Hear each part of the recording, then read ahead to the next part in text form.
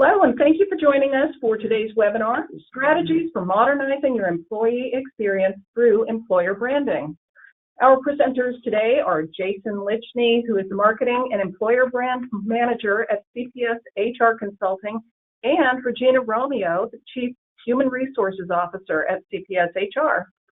Please note that all attendees are in listen-only mode to avoid interruptions to the session. However, if you have questions, please enter them in the questions panel located in your webinar dashboard. We'll make every effort to address your questions at the end of the session as time allows. Today's presentation is available as a handout in your webinar dashboard, and we'll also forward a link to the recording and slide deck to all of today's attendees as soon as they're available. And now, let's get started. Jason and Regina. Thank you, Julie. Good morning. Good morning, everybody. I guess first and foremost, we'll do quick introductions. And I'd also invite for you to connect with both Regina and I on LinkedIn. But as far as my background, I bring over 15 years of experience and passion in marketing for the public, private, and nonprofit sectors. And I founded and managed the growth of multiple organizations recognized in the Inc. 500 fastest growing companies list, served as director of marketing for nonprofit financial services trade association, and I have a bachelor's in science and operations research from Cornell and a master's degree also from Cornell in marketing and analytics. And currently at CPS HR, I'm the marketing employment brand manager, and I help public agencies brand their organization to attract top talent and engage top talent. And Regina, have you do your quick blurb? My little blurb is I am the Chief Human Resources Officer for CPS HR Consulting, and I'll apologize in advance for the weakness of my voice today, so I'm going to try to make it through. I've been in public sector human resources for about 20 years. In addition to working as the CHRO here, I also provide consulting services for our clients. So I work with a lot of our clients on their special projects. I work also as an expert witness in labor law cases. So I kind of see the full life cycle of employment, and also just anything that kind of comes through the door. So we're going to focus a lot on some of the things that we do for recruitment today, for performance management, when your employees are new, dealing with your applicants, those kinds of things that I've been dealing with for 20-something years now, I guess. Awesome. So real quick, what we're going to kind of go over today and questions that we're going to answer, hopefully throughout this webinar, is what is an employer brand, and what can a great employer brand do for your organization, and how to reinforce your employer brand throughout your employee life cycle.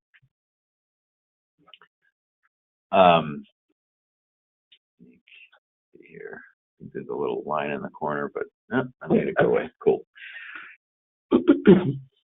So, first and foremost, what's an employer brand?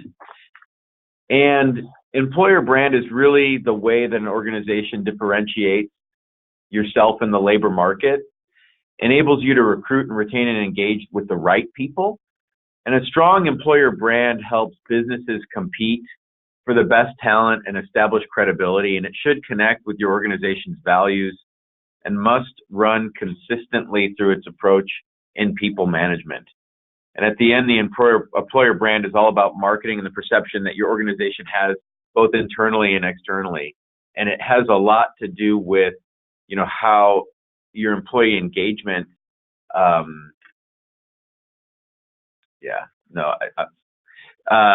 your employee engagement is, how you can recruit, and your connection with mission. And Regina, where have you seen kind of employer branding, I guess, effectively in any of these clients that you deal with? Or I think what's most important is to understand what employer branding isn't, because I think people think it's a slogan or it's like a catchy phrase or something about your organization. And it's really not that. And your brand is any time that your applicants, employees, former or current, have an experience with your organization. So when it's most effective is when you're really aligning what your expectations are, what you're doing every single day to engage with your customers, which are going to be your, like I said, your employees and your applicants, and being consistent throughout those processes. So if you're putting yourself out there as a great place to work, or you're putting yourself out there as a place that's looking for people that are innovative or trying to attract top talent, you actually have to be that, so you actually have to create an environment where those types of things are the norm and that they're encouraged. So I see a lot of our clients sometimes struggle with it because they're not sure how to self-identify. And it really goes beyond just the mission and vision statement. It's really getting that information from your employees and from your applicants, and surveying them if you have to.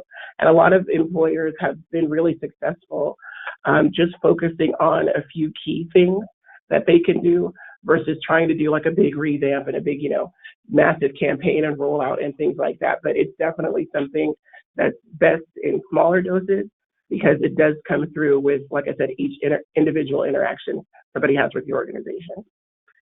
So some quick stats on employer branding.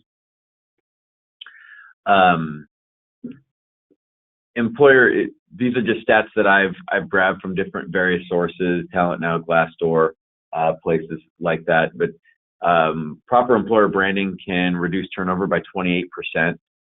When making a decision on where to apply for a job, 84% of job seekers say the reputation of the employer is important. In today's market, 79% of job applicants use social media in their job search. And I know in today's day and age for recruitment, millennials is kind of another buzzword, right? But 68% of millennials will evaluate your employer brand and how you rate as an employer. And so at the end, we look at kind of from an attraction standpoint, and is it important?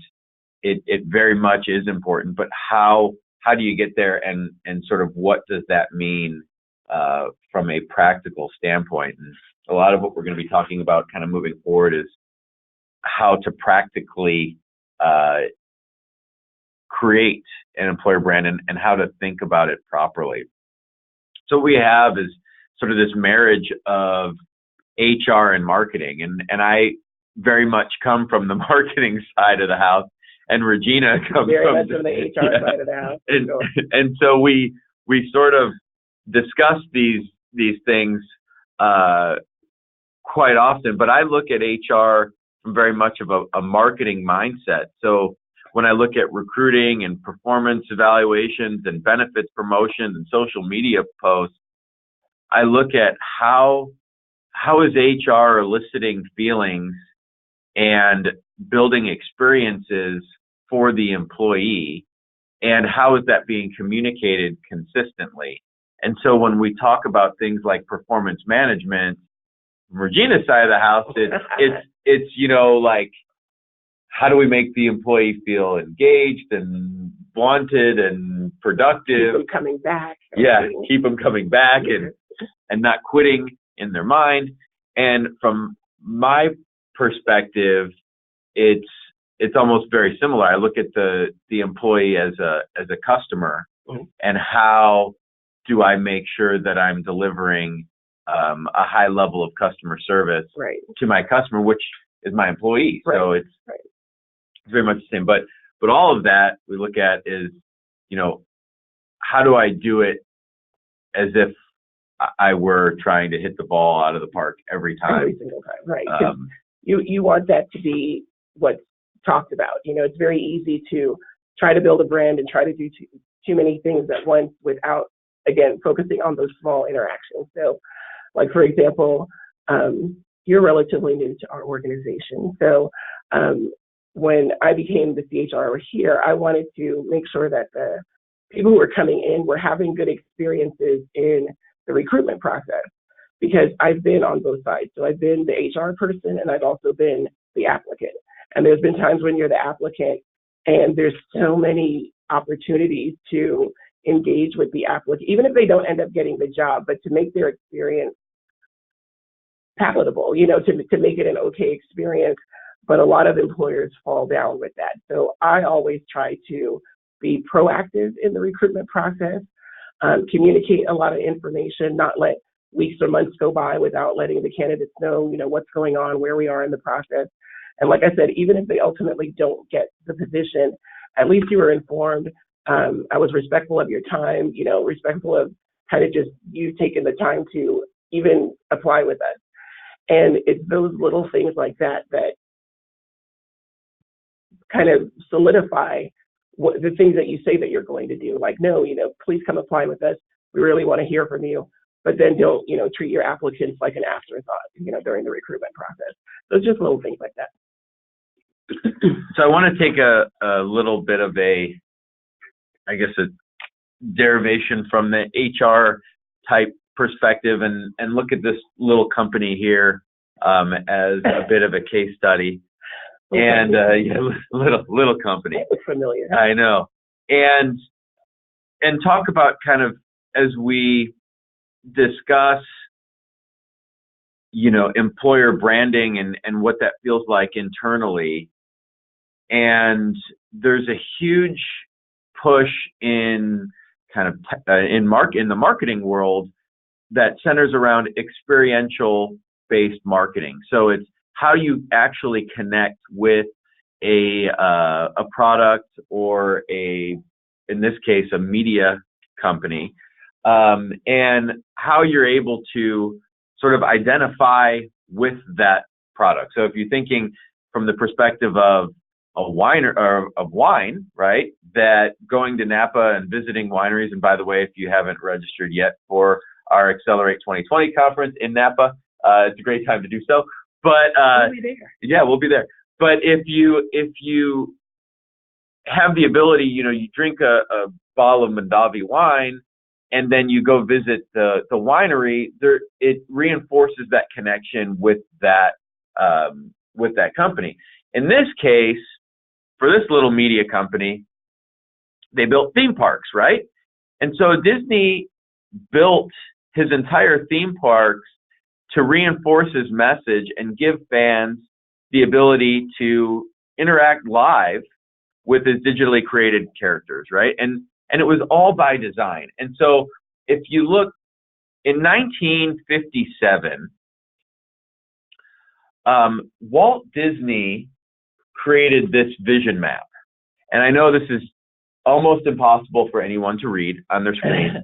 And but if you went out and Googled Walt Disney Vision Map, there's a whole bunch of people that have posted these images that you can zoom in on. But I just want to point out a couple of things in that really, at this time when he created this vision map, Disneyland was the extension of his creative talent studio, theatrical films, and TV and music. And at this time, if anybody on the call can remember, Disneyland actually looked like this. And it's basically an extension of like what we would go to now at Cal Expo, if you're in the state of California. Yeah, and for the state fair, right? I mean, it's not really a huge big deal. You had tickets to get on rides, and it wasn't the fantastic experience we have today. But going back to that vision map, the Disneyland experience is that feedback loop that goes into the creative talent studio and all of those other sources, and really the mission and idea of what he was trying to get at. And it's quite amazing. The happiest place on earth. Yeah. And really it's about connecting a feeling, mm-hmm. right, to that organization. Right. And so when you watch your favorite Disney movies, you actually feel something more than just seeing this particular movie. So I have a quick question for everybody that I want, if you can just post your comments in the questions there. And I wanted to ask everyone if you could tell me what you think your organization's Disneyland is. So what is the thing in your organization that you feel leaves a lasting impression? What is the thing that defines an employee experience for your organization? I'll give it a couple minutes here. So let everyone throw go something ahead in. and enter that right into your questions panel, and we will start calling them out as they come in. Culture, customer service, care. And I think it's interesting because if you look at the way that Disney has expanded just beyond the vision of the studios and entertainment, I mean, you can get Disney anything, you know, so they built Disney parks around the world now. And the brand has become such a kind of a platinum standard for, you know, adventure and excitement. You could tell any 5 or 6 year old, well, you could tell any grown up, you know, that they're going to Disneyland next summer, and they'll immediately start a countdown. You know, I mean, they can't wait. Yeah. Other comments come in: relationships, kind family environment, public service, and a chance to make a difference in the state we love. Strategic plan for Vision 2023. Protecting people, property, serving the public. Funded pension. Well, we've got above and beyond. I think above and beyond is great. So isn't it? A funded pension. Well, your HR people will, and your fiscal people will love that, right? Cheers. Local public service, protecting natural resources. So let's go ahead and give this just about another 10 seconds. So get your answers in and we will discuss. Okay.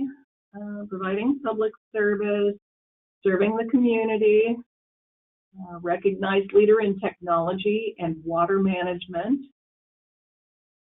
Well, that's sure needed these days. I know, no kidding, right? Yeah. Really cool tours. Exceptional public service, employee development.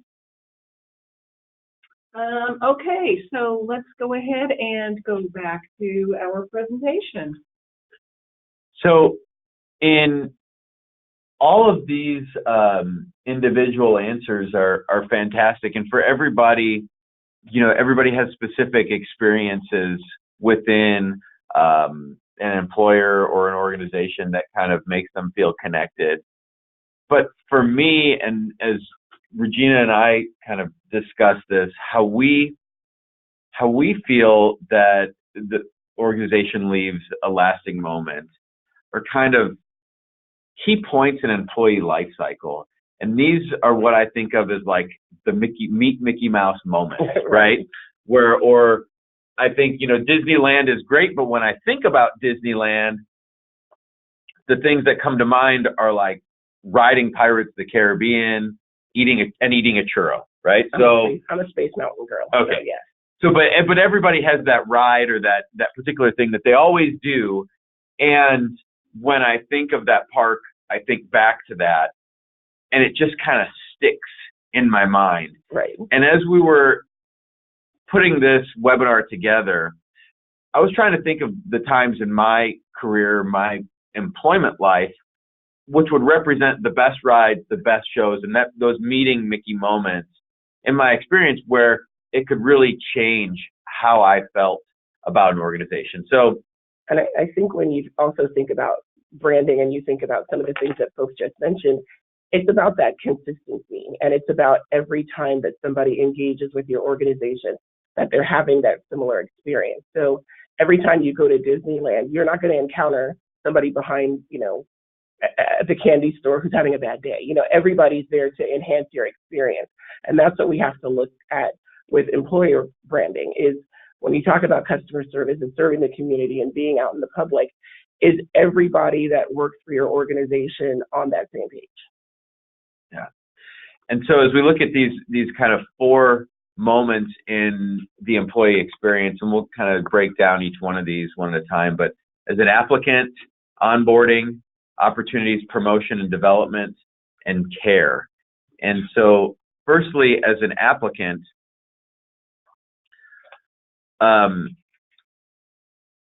we're talking about how we're portraying ourselves externally to attract talent. And this is a lot of times what people think about as the employee branding type stuff. And that's a lot of times what we put out there is, the marketing type collateral and the logos and the colors and all that stuff. But where it really starts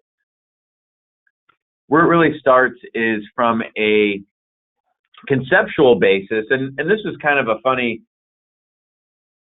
graph because, again, from me, from the side of marketing, I've seen this marketing funnel countless times and use it often in my mindset. And I was sharing this with a coworker, Jeff, and Jeff says, that's really funny. I've seen that talent funnel a lot of times, but I've never seen that marketing one. Right. So it was hilarious to me because they're very, very similar in that when we talk about classic marketing and if we're looking to market a product or, you're trying to sell something online, you try to find people that would be interested in it. Then you generate inquiries for that thing. You have your qualified leads and you potentially retarget them to build more awareness. And then you eventually start selling stuff, right? And in HR world, it's very similar where you look at generating a talent pool. Yes. You cast a wide net. Cast the wide net. Yes. Find out who is an actual prospect who fits the MQs or the criteria for the position. The candidates are the ones that eventually get interviewed, and then we work, to hire. Would lay down to your best hire. Yeah, but it's for applicants and for organizations. We really need to think about that from a marketing mindset. And for example, today it was brought to my attention a recruiting for a interview event that specifically is targeting at somebody who has kind of a construction type background for estimating, but that also, has a college degree and wants to be in state service, right? Because it has to do with disaster recovery. And you really have to think of what is the avatar of this person and how do I reach them and how am I going to communicate to get them to apply? Because in the past, that top part of the funnel wasn't there. And to that end, we look at a design and promoting individual positions that are in line with your organization's culture, feel, and the type of people that you want to attract. And these are two examples that personally done recently. The firefighter paramedic one was just yesterday, and the Cal OES, we had a hiring event for them. But these are examples of where you can see, okay, what type of people are we trying to reach out to bring in to the organization? What sort of look and feel does it have? And how does that portray the organization? Is it something a little bit more serious? Is it something a little bit more fun? And how does that, apply to your particular organization? Because I think what happens is when we're putting marketing things together, it's a part of the brand. And especially for recruitment, it becomes so important because these days you have to meet the candidates where they are. So flip back to when I first started in HR, forever ago, we could just put up a job bulletin and would literally get hundreds of applications with no effort whatsoever. So people would be dying to apply and come in and we would have no problem sourcing candidates. These days, it's a lot different because of the world that we live in. So everybody's looking online. So if you don't have that online presence, if you don't have information that's out there for people to access or things that people can look at and, kind of sink their teeth into before they even get to the point where they're applying with you, then you're already behind the curve. Yeah. And so, in these cases, we talk about that top part of the funnel, and there are very simple things that you can do. And if you do them right, it changes the perspective. For the hiring event, we had a goal of, I think, 200 applicants. And then it ended up being 1,400 applicants that we did minimum qualifications for, and we interviewed over 226, I think, in one day. But it was about a targeted perspective of advertising those positions to build the top of the funnel, and that's great. And this is another example of that, of reaching out and finding people that fit a particular perspective and setting that tone for what those positions are. In this case, you're looking at the imagery. If you had to guess, and the name of the organization isn't on here, but if you had to guess, you would say this is a coastal organization. It probably has to do something with boats or water or harbors. And the text that we did a few posts for them to advertise this position, but the text in there identified the organization and all of that stuff. But at least it's catchy and you're grabbing somebody's attention. And it's not just posting the job description or the class specs or something like that. It's something that's really more inviting as far as applying is concerned. And I always think as a marketer, all of those images that I showed you, my goal is not to get you to do really anything as a marketer with these images. My goal is to steal time from you, right? Because we live in a world where we're always on our phones. We're connected to everything, right? And at the end of the day, it's about how do I catch your attention enough that you'll pay attention for 5 seconds. And if I communicate a good enough message, then maybe you'll give me another 15.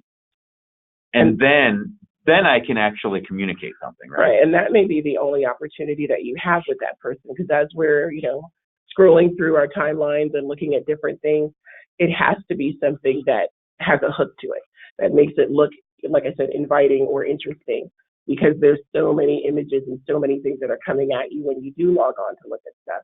So it's really important to be strategic and mindful about what you think that capture, let's call it, is going to be to get that person's interest. And so as we look at, starting to advertise for positions, obviously, probably everyone on this call is aware of, NeoGov and Indeed and LinkedIn and CalJobs as an advertising source. But I have another open-ended question for everybody. Hopefully, you can help me out here. And the question is, what do you think the goal of advertising a position is? And this is for, advertising it in NeoGov or in LinkedIn or Indeed or wherever. What's the ultimate goal? I'll just give everyone about 30 seconds or so to throw in some comments here.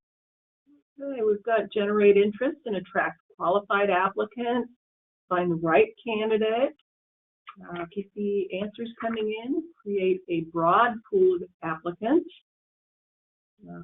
alerting potential applicants,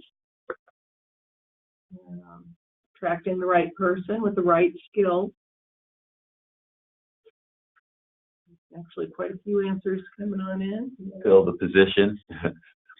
Okay, so a lot of perspectives are usually, to attract candidates, to get an application, to fill the position, which I see coming in here. And I wanted to kind of reframe you a little bit and say, really the goal is just to look at a job application, right? And this is just a job application or a job posting that I pulled off of CalJobs randomly, right?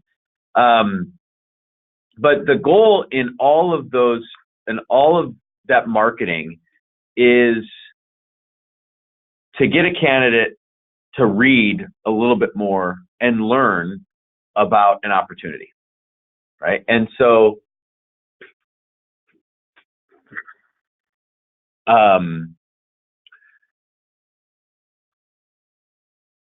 the actual candidate experience happens when that particular individual makes a decision to apply.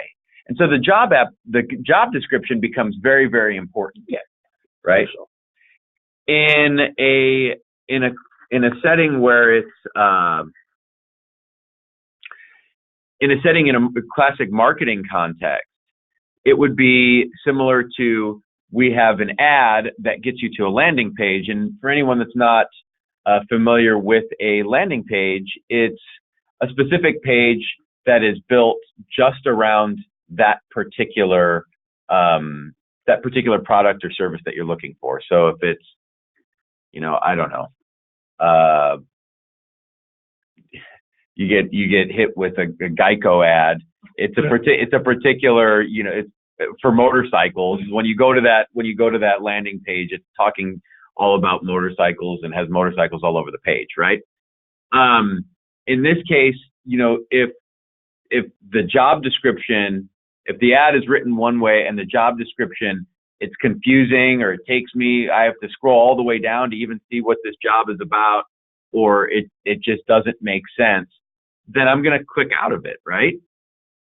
And I think that's why it's important to be strategic about what you're posting, because if you're just posting the class specs or the job duties or whatever, I don't really want to read that. I want to know specifically what it is you're looking for from me as an individual applicant.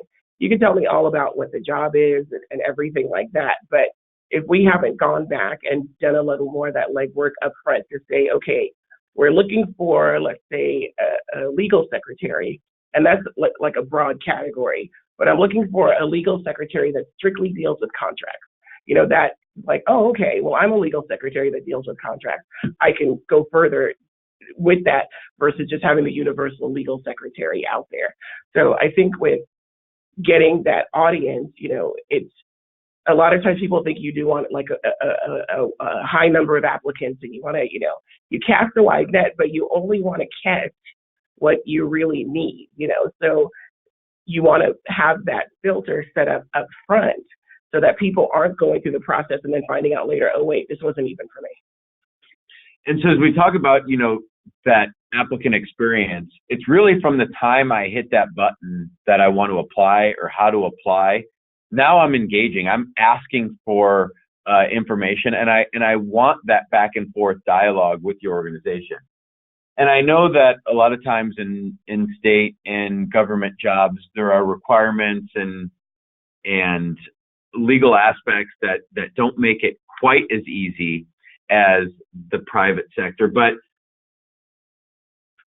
I just want to kind of bring up and have everyone think about what that user experience could look like, and how, individual applicants, you could either communicate in a way where this is, the process, or this is what the expectation should be, even if it's a lengthy expectation. If you require an exam prior to being considered for an interview, make that clear. Figure out how that's going to work out. And in the social media promotion, say, hey, step 1, go here, take this exam. Step 2, go here and apply. And make it a little bit more clear than if I just go to Cal Jobs and I apply, and then I have to pick. It goes to be a bit. I have to pick, right, why I qualify, and I don't really even know, because this list of things is foreign, and I don't know that list eligibility is the one that I should click on, because I don't even know what the heck that means. People may not know that, and I think that sometimes we assume when we're putting something out that people are going to understand the terminology. So we have to think of recruitment and what we put out there in terms of who's receiving it and what our audience is. So if you're talking to somebody who's never applied, not just in civil service, but just never applied for a job before, how easy are we making that whole process on that person so that they can engage with us and we can get back to them in a timely fashion to make it easy on their nerves, basically, and make it an enjoyable experience. And so I think about companies like this little company here. And I think I've heard of them. Yeah. I've used them a couple of times today. But, Google has all the money in the world to make this page look very, very, very fancy, right? And it stays simple for a reason. It's by design. Just like Walt Disney did his design with theme parks to create that feedback loop, Google's design is about user experience. You don't need an instruction manual to say, hey, type something in there and hit enter, right? And so as you think about the job postings and reaching out and grabbing that wide net of candidates, it's about designing something that makes it easy for those candidates to do so. And I just pulled this random job off of my LinkedIn positions that get suggested to me from here and there. But elsewhere, right? Yeah, I know, right? And my boss is on the line probably, so don't worry, Geraldine. But I just wanted to kind of put that in perspective. And on LinkedIn already in the private sector, there's one-click applications, right? And now when we talk about, is this the absolute right candidate for this position? Maybe not. I mean, they're using market intelligence to serve these positions up to individuals, but it's getting a lot of applicants. And so I think it's bridging that. And I understand that it works differently in public sector, but it's how can we make that experience as best as possible. But what's similar is that the organization's name and their brand are getting in front of the candidate, and that's what's important, because it's about that outreach. We live in that world of algorithms. You and I could be talking in the parking lot about jelly beans, and then you pick up you get in your phone the next time and there's an ad for jelly beans. So somebody's always listening. So it's that kind of a thing, but you're getting that information, your brand, your opportunities in front of the candidates that need it, and that's what's important. And so you think about and these are just quick questions, and you probably already read them on your screen, but understanding what is the information you absolutely necessary to collect. Do you need the exams prior to the application? Can they happen after? MQs are always very interesting to me because it seems like we put a requirement on MQs, but are they actually helping you identify top candidates, or are they just sort of weeding out the worst candidates? And because the end goal should be, hey, I have 5 open positions, I do 5 interviews and I make 5 hires. Bingo. That would be lovely, right. But it shouldn't be, I'm going to interview 200 people that just happen to all have college degrees in random things that don't even apply to a position, and hopefully by the luck of, some draw or leprechauns, right. I hire them. Well, I think that when there's too many people in the process, it's survival, it's last man standing kind of a thing. And you don't want your recruitment process to be that. You want your brand to be, we have an efficient process. We're reaching out to our candidates. We're doing what needs to get done so we can get you in here and get you working. So as go back to that talent funnel diagram, as we're looking at the top end, I'd like for you to reframe it a little bit and think about that big pool of names are people that are looking at job postings or advertisements or social media posts about a position. Those leads or referrals are people that look at your job description. And then is it written in a way where you have applicants, but the applicants should be far less than your talent pool if you write the job description and you screen them correctly. Right. Do yourself a favor and narrow it down up front. Yeah, and minimize those applications. So we'll try to go through the rest of these things a little bit quicker because I see we're at 40 minutes right now. So onboarding is another one of those Mickey Mouse opportunities, and talk about employee orientation. And it's really ability for your organization to introduce to mission, introduce employees to values, kind of build inclusion within your organization, integrate into benefits, and kind of get everything ready for new hires. So I wanted to go through 5 easy ways to successfully onboard a new hire. And the first way is to create an employee playbook. And really that employee playbook should go beyond mission, values, perks, and policies, but it should talk about who your customers are. And if you say, okay, I'm public sector, I don't have customers, you absolutely have customers. They're either the people that, the community, the people you serve, everybody. Yeah, everybody, the environment, even. I mean, it's who, what's your mission entail, and how do we build buy-in there? To communicate, what does success look like in your organization? What's the culture? And then who are the team members? And I would recommend providing pictures, fun facts, sort of an introduction and a way to create that connection with a new employee and your organization.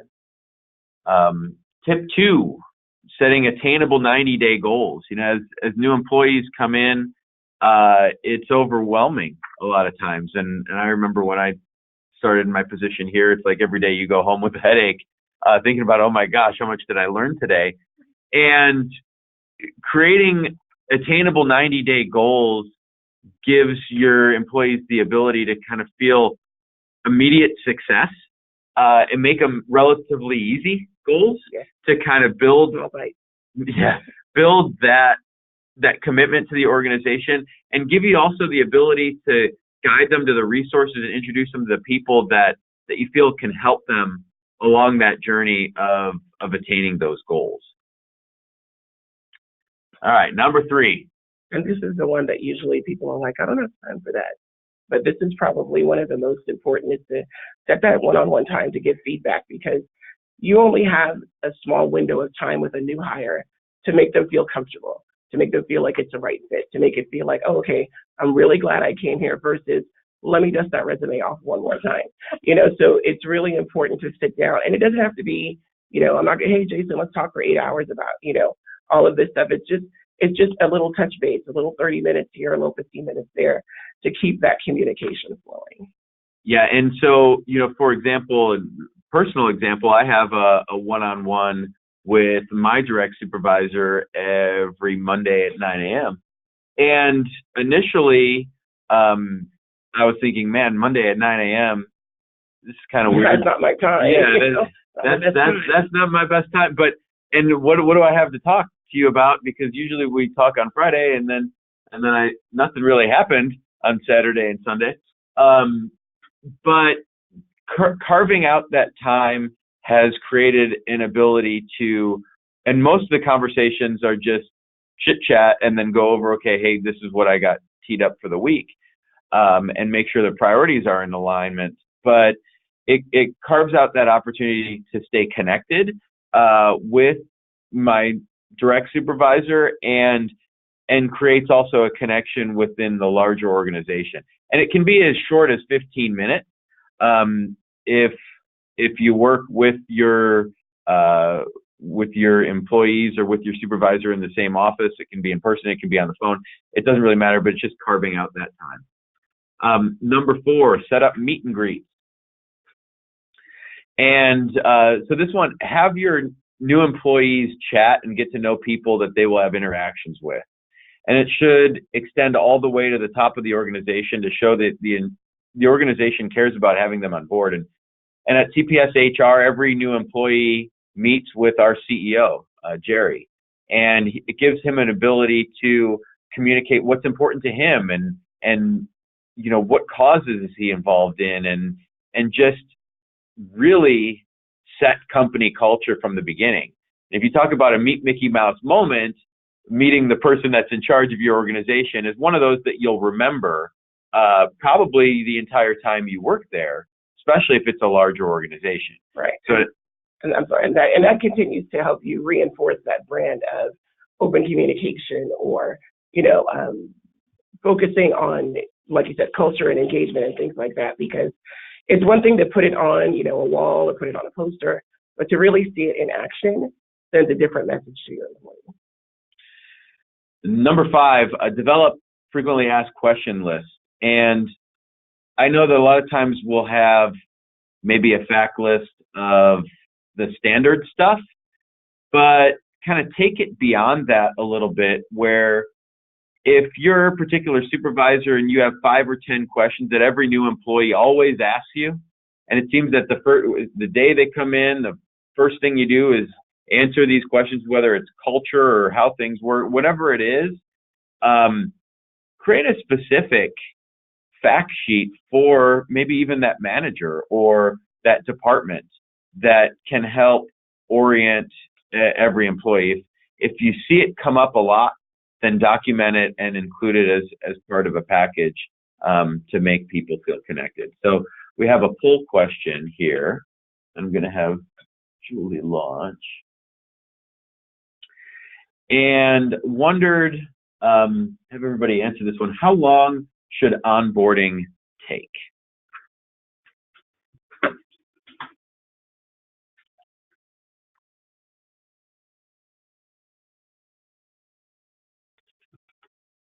I'm going to give people my answer. Do I get to vote too? Regina, you can vote. Julie's like, you can vote, it's just not going anywhere. That's fine. Give it 10 more seconds to just select one answer. Okay. And drum roll. Julie, what do we got? All right, here's what we got. 50% says 6 months, 20% 1 week, 10% 8 hours, 12% 1 month. I love the 8-hour one. Those are my favorite. Well, it's cool because I think when people think about onboarding, they're thinking about new hire orientation. And that takes about 4 to 8 hours. So that's when you come in, you usually see me or one of my staff, and we give you all your forms, we get you enrolled in Kaiser, we tell you, here's your badge and those types of things. And that's a part of orientation. But the onboarding process really goes for up to 6 months or whatever your probationary period is, because those are the times when you're engaging with the employees, you're setting goals, you're seeing how they're doing on that, and you're really still assessing whether or not that person is a good fit for your organization.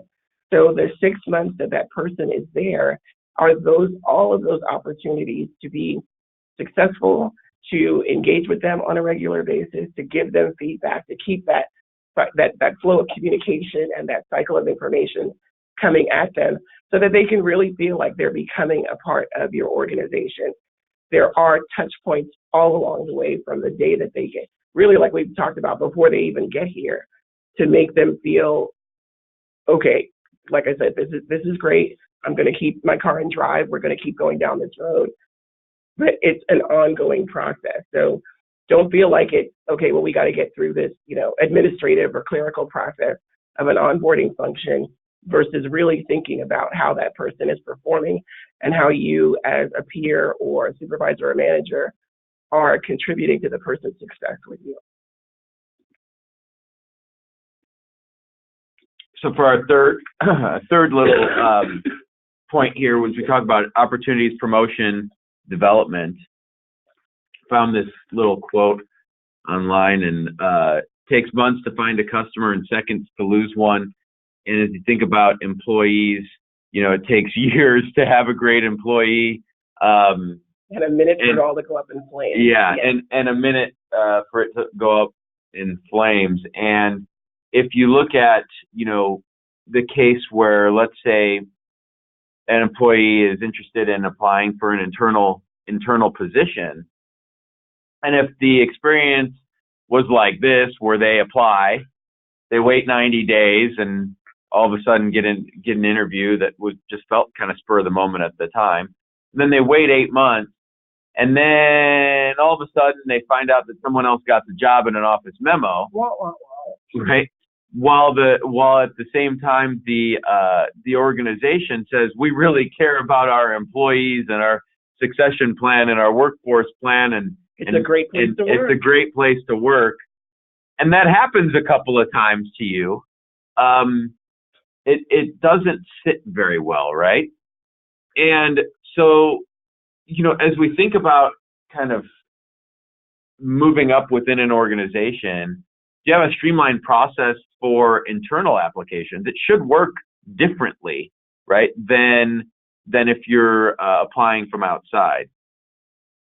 If we talk about customer service, there's responsiveness plans, right? If we're a company that's providing customer service, we have a service level agreement that says we want to respond within a certain time frame, and we hold ourselves accountable to that. And do you communicate with all internal applicants regarding timelines or expectations? Because even if they don't meet the qualifications for a particular job, just let me know that up front. Yeah, I would appreciate that. Because at the end, when somebody is applying for an internal position, they're applying. Right. So they're taking their time to be involved in the process, so we need to be responsive. And they're looking to move up somewhere with your organization, and if it's not going to be with you, it's probably going to be with someone else, right? Right, and I don't think people always talk about recruitment problems and finding good candidates. I don't really think that that's the issue most of the time. I think we have retention problems because we do focus so much on, getting new talent and looking outside and all this other stuff versus developing what we already have.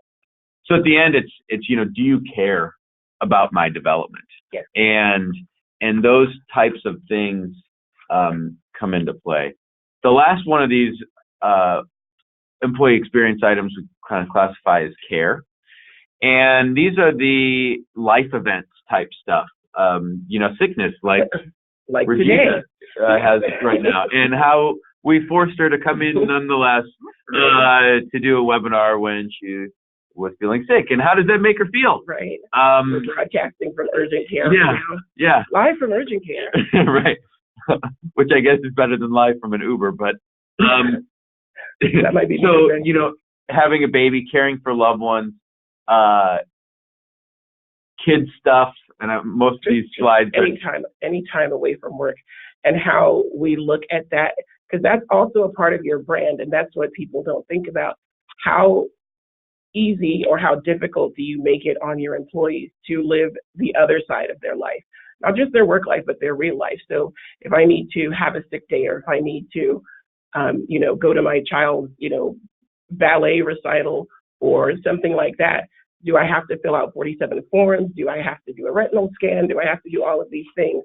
Or are you saying, okay, you know what, just adjust your time, or we'll be flexible with your schedule, or offer those opportunities so people can be at their best and most productive when they're at work, but also enjoy the other things that are going on in their real life? So really, when you look at all of these different aspects and all these experiences, the whole point is it killing your mission statement, right? And do we have missions and values as organizations that we're living out and we're communicating to our staff, or are we saying one thing and doing another? And at the end, quick chart here, and I'll kind of go through these incredibly quickly so I can get to a couple of questions. But at the end, for each of these phases, it's an opportunity that can increase commitment and increase engagement within an employee, or it can decrease that commitment and engagement. And think about how we can get in that increase column, because in the end, as we look at talent management, and if anybody's seen this talent management grid, we try to get people in this top right quadrant of the talent management grid to build them for succession planning and to build them for workforce planning, and to have high performance for our high potential employees. But if we have negative experiences, our performance may go down, even though our potential is high. And it's sort of like, well, why is this not jiving with the type of person that we should have? And as people leave your organization, or even while they're still there is a feedback loop, right? And this is just a quick screenshot of Glassdoor for California Office of Attorney General. But employees will rate you and will say stuff, right? And that you have no control over other than responding. Right. And so that experience is going to come back to help continue to build your brand and have applicants And it is the word of mouth that creates more of a top-end talent funnel or less, right? Right. So at this point, I have 5 minutes here, and I kind of rushed through a little bit of the end slides, open the floor to questions. And we had a few that were submitted prior to the webinar. Okay, so let's start out with, can you share some ways to reestablish an existing brand that's well known by longtime staff, but isn't communicated consistently to newer staff? Yes. So this is kind of what I was saying before about that consistency. So your veteran employees should not be the only folks who understand your brand and what your organization is about. Whatever you're trying to communicate, whatever you're trying to get your employees to understand, that should be not just on your walls, but in the way that your organization operates. So if you're not going to put action behind that, or if the slogan's just going to sit on a shelf, or we're not really living that brand, let's say, then it doesn't matter who knows it. So it's really about having that constant communication. If it's a tagline, like let's say you work for American Airlines, something special in the air, right? That's their thing. They want you to feel special when you get there. So that's on their airplanes, it's on their napkins, it's on their cups, it's on their, memos, it's everywhere. So to reestablish that, you need to republish it all the time. You need to continue to put it out there all the time, to put it everywhere that you can imagine that an applicant, an employee, or anybody is going to see it, and have them start to associate those mission, values, brands, or whatever with your organization. And I kind of look at it from a separate viewpoint as well, where I think about, what's the end goal there? And again, you use the American Airlines example, and if American Airlines says, hey, I want everyone to feel special, and then they take 2 inches out of my legroom in economy class, right? Hey, I don't feel so special right now because I can't feel my feet. And I didn't even get any pizza. And yeah. And so, it's sort of, what's the ultimate goal? Are we trying to get them to remember something just to remember it? Or are we trying to elicit a feeling and to play into that? Okay, terrific. Thank you very much. So the next question we have asks, what marketing strategies are best to promote the value of HR to the entire staff? And I would say first, I would look at where does the entire staff listen is the first point. Like, what's the communication method that they're going to hear you? And the perspective I have on that is if I wanted to get my son who's 13 to pay attention to something that I was posting or that I was marketing, I wouldn't do it in LinkedIn, right? I wouldn't do it in Facebook.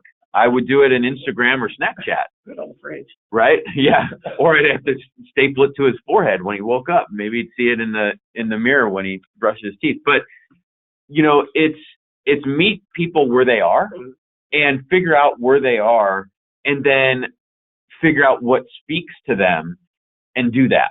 So it's not always a one thing fits all. If you have a newsletter that goes out that people look at religiously, then do it there. If there's a internal website that you use, do it there. If whatever the communication method is that people listen to as an entire staff is how you do it. And then what the message is, now that gets into the next part where we're trying to steal attention and get them to pay attention to that. Right. Well, and it also depends on how people are consuming the information that you're sending out. So there are people who still prefer to read a book, like they want that hard copy in their hand versus a Kindle. And so it's really about having a multifaceted approach and not just saying, oh, okay, well, we're going to push this all out on Facebook. And then it's like you find out half of your people you're trying to reach don't even have a Facebook page, so it's really, it's not just necessarily one approach, but it can be, a multifaceted approach. Like I said, sometimes hard copy, sometimes pamphlets, sometimes electronic media. and also look at what it is you're putting out. So what I've appreciated with working with Jason is he's like a visual person like I am. And so a lot of what we communicate through HR now is infographics. So it's not going to be, you know, a 20-page handbook or report or whatever, because nobody's going to, like, really, well, there's one person who's going to read that. There's one person in every office who loves that. But for the most part, people want to see something and have it explained in smaller bites. We consume things in a lot smaller sessions and quantities, and so we can move on to the next thing. You know, so look at what you're trying to put out, and is it attention grabbing enough and interesting enough to either get that person to spend 5 more minutes on it or 3 more minutes on it? And are you also putting it in front of people where they're actually going? And I know we're running out of time here. If you have any other questions, please feel free to email me. If you posted some questions in the comments, I'll try to email you the answers offline and connect with you there. Okay, we are at time, and I want to thank you both, Jason and Regina, for this great presentation, and thank you to everyone who joined us today. Again, we will send an email with a link to today's recording and slide deck. Thank you, and have a great day. Thank you.